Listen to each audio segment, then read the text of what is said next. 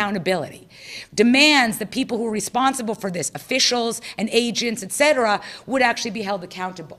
And so all of this secrecy, which is onerous and is retarding the legal process in the military commissions, is in order to keep the public in the dark.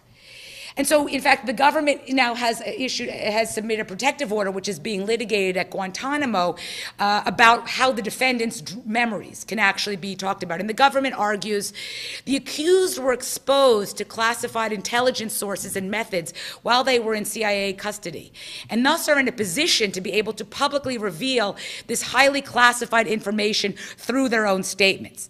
In other words, the government is essentially arguing as though the defendants partnered with the CIA in this secret operation, and the defendants don't have the authority to declassify these statements. So that's essentially what the government's argument is in trying to persuade the military judge to keep their memories and their statements classified from the public.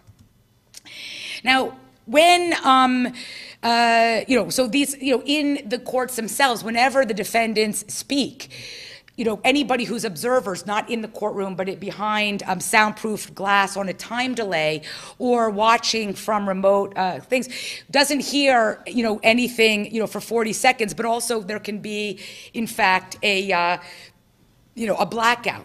And in fact, the first time a judge realized this was at a hearing for Ramzi bin al-Shibh in, when his lawyer stood up in the courtroom in the military commission and began talking about the protracted sleep deprivation that Ramzi bin al-Shibh had been subjected to, specifically around the question of whether Ramzi bin al-Shibh is now crazy.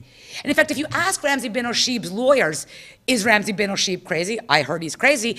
They will be like, I can neither confirm nor deny anything about my client's medical condition. But in the courtroom, the lawyer was talking about the sleep deprivation and its, long-term effects on Ramzi bin al-Shibh. And all of a sudden, the audio goes dead in the courtroom. And the judge looks around and looks at the translator and and then they realize that, in fact, the CIA, or another government agency, OGA, was basically monitoring and has a kill switch in the courtroom where it can kill the audio, unconnected to the trial, entirely to preserve the secrecy and unaccountability and impunity of the CIA. And even the degree to which the CIA is going to be able to continue blocking out audio from these trials is one of the issues that is currently being litigated.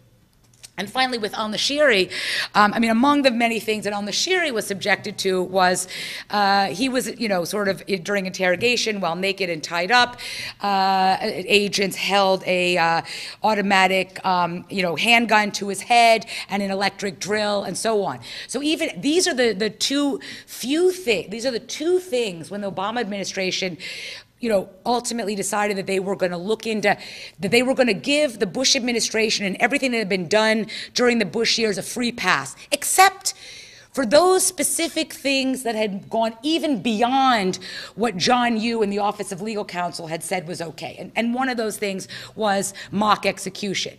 So al-Nashiri was subjected to mock execution. And in the end, Eric Holder decided not to prosecute those CIA